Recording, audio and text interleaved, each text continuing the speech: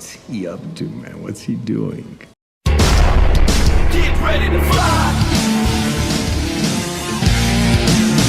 527 ready for departure.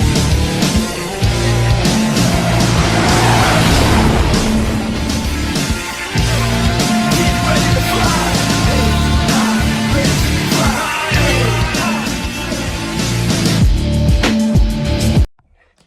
Good morning, afternoon, and evening, ladies and gentlemen. The Jets win 6-1 over the New Jersey Devils. Nice. Let's talk about the day, shall we? Let's start with the end of the trade deadline. We were like, okay, what are the Jets gonna do? Not a whole lot. As we covered in prior videos, the Jets, over the course of the trade deadline week, do an AHL goalie swap in Chris Driedger for Kaapo Kähkönen, where they acquire Chris Driedger to the AHL, which will probably help the Moose in between the pipes. They acquired Luke Schenn for a second round and a fourth round pick, and they acquire Brandon Tanev for a second round pick, and that's it. Now, I'm happy with who they picked up. I think the people they picked up, I understood each move. Chris Driedger's funny, but that's not beside the point. We're moving past that one. I understand why they get Luke Schenn, because he's good for defensive depth. I understand why you get Brandon Tanev, because honestly, he's an upgrade on the fourth line, and I think the fourth line is due for an upgrade, especially if you're really looking to be serious. It's fun to develop a fourth line, but you know what? Cut the crap. When it's time to win playoff hockey, you got to win playoff hockey with guys who can win playoff hockey. And I think Brandon Tanev gives a better look than a guy like Rasmus Kupari or David Gustafsson, respectfully. Going forward from that, I would have wanted a little more. The Jets don't find a 2C, and in comparison, Colorado overhauls their offense by grabbing Brock Nelson and Charlie Coyle. The Dallas Stars load up with Mikko goddamn Rantanen, and the Winnipeg Jets, in comparison, only grab those two picks, and it trades, and it's like, you couldn't call anybody? Like, Ryan Donato was that hard to get a hold of?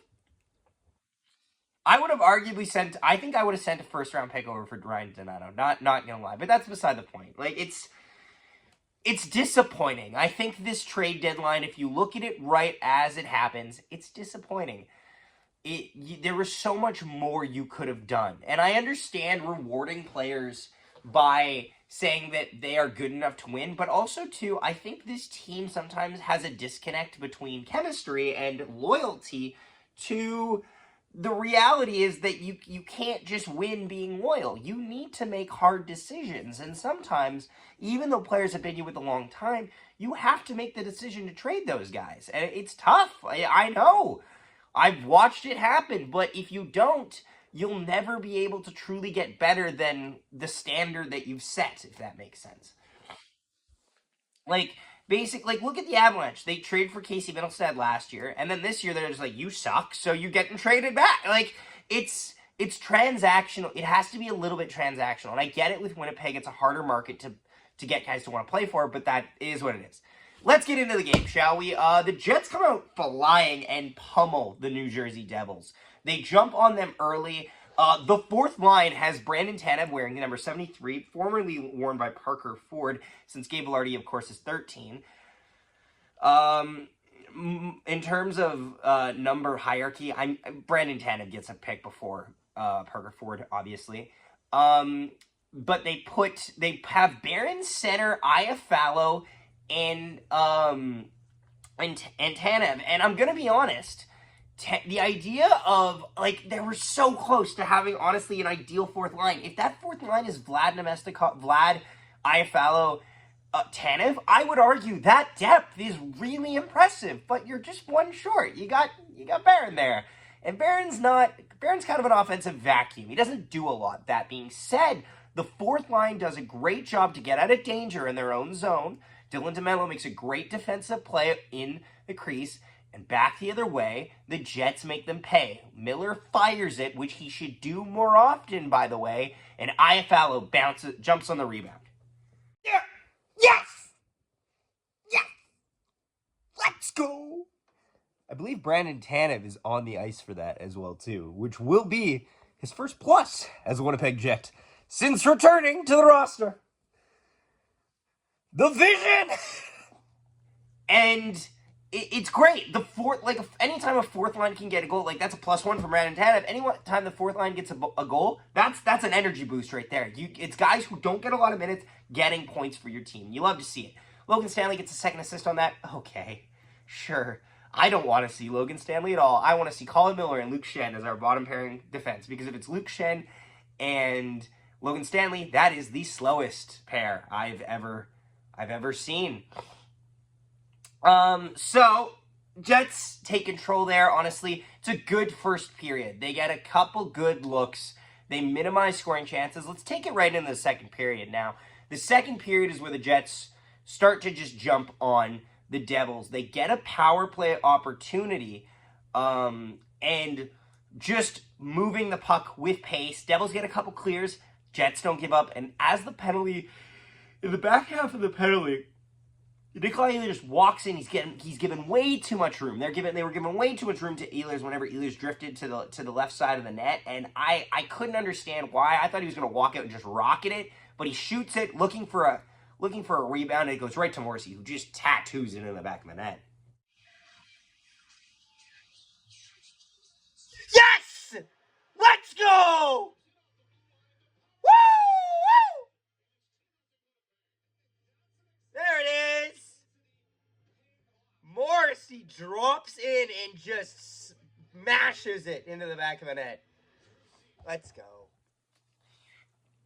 Jets keep the pressure going. They make it 2-0, and before you know it, it's Nikolai Ehlers making plays happen again. Nikolai Ehlers comes up into the top line here because Kyle Connor had a great time penalty killing. Because the penalty kill tonight was strong. Dare I say the penalty kill benefited from, we're going to talk about Brandon Tanev throughout this game. Brandon Tanev made an impact, offensively for the fourth line. He felt like he was pushing the pace more, which is good to see. It's good. It's what you need from a bottom sixer. And defensively, he was responsible tonight. They nearly gave up a goal, but nearly doesn't mean jack. If you can nearly get into trouble, but if you salvage it, I don't care. And yeah, no, their line was completely responsible. Their penalty killing was fantastic. Kyle Connor has a good shift penalty killing. Good save by Jacob Markstrom. And then Ehlers completely destroys his confidence the next shift. He takes the puck, wraps around, and just fires it with Gabe Vilardi standing in front and Scheifele there, which gave us a little bit of a reminiscent of last year or the year before, where they wanted to try Gabe Vilardi. It was last year, Gabe Vilardi, Ehlers, and Scheifele for a very brief moment, but it was perfection. But yes, they scored to make 3-0 reaction. Here, yep, abso-fucking-lutely. How the fuck did that go? That went dead center in the fucking net. Jacob Markstrom, where are you going? The second I saw that Danish beauty burn it, just turn and burn around the top corner, just now. Bang. Yep, thanks for showing up. And they take that lead going into the second intermission, which means what time is it? Moose Watch!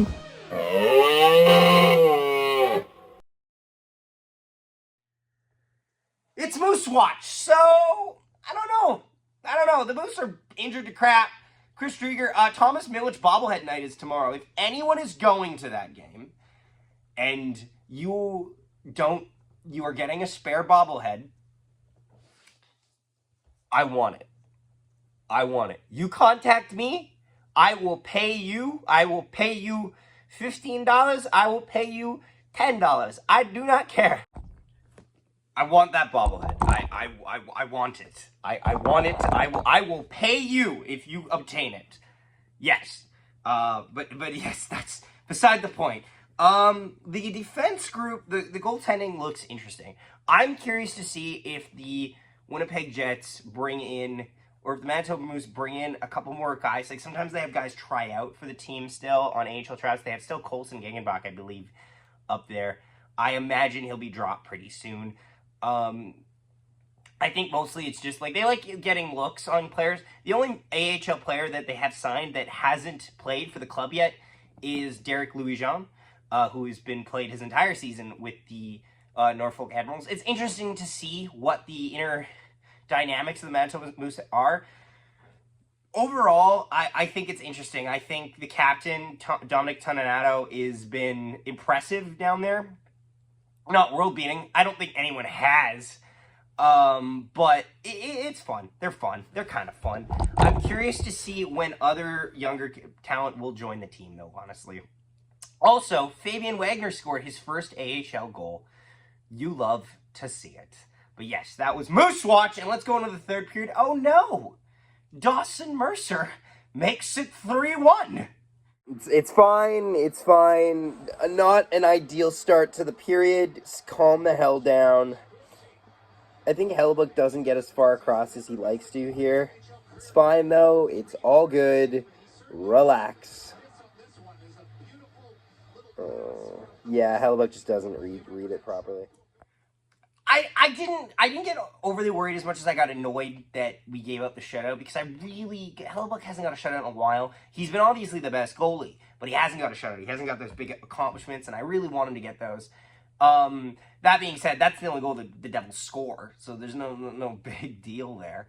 God, I can't even remember the other 3 goals that we get.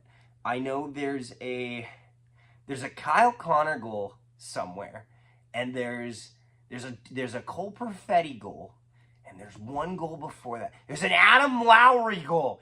Yeah, a brutal giveaway to Adam Lowry makes it 4-1. Reaction here. Yes!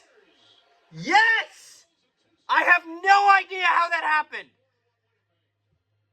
I was checking my dismal hairline, and I looked up, and we scored. Yes! And then the Jets just keep peppering the Devils until it's, believe, Kyle Connor is the next one that gets the, yes, Kyle Connor will score, gets a nice pass, slick feed, the top line going to work as they often do, and Connor picks a corner to make it 5-1. Reaction here. Ooh, fire that. Yup! Absolutely! Bang! You love to see it. You love to see it. Tack it on. Just pour it on. Show that you're the goddamn President's Trophy future winners. And then, not to be outdone, Cole Perfetti finds his way onto the score sheet once again from his roommate, Dylan Sandberg, which you love to see. Seeing those two guys have really good years. Like, honestly, if we look at the Jets core, okay? Those are the 2 graduates of the last few seasons. Do you remember when we used to sit around and be like, I don't think Dylan Sandberg is going to want to sign with the Winnipeg Jets? There was a real worry that American-born defenseman Dylan Sandberg wasn't going to sign with the Winnipeg Jets. Do you remember that? I remember this logic because, like, Nathan Smith had just off to the Arizona Coyotes. We had traded Jacob Trouba a couple years prior.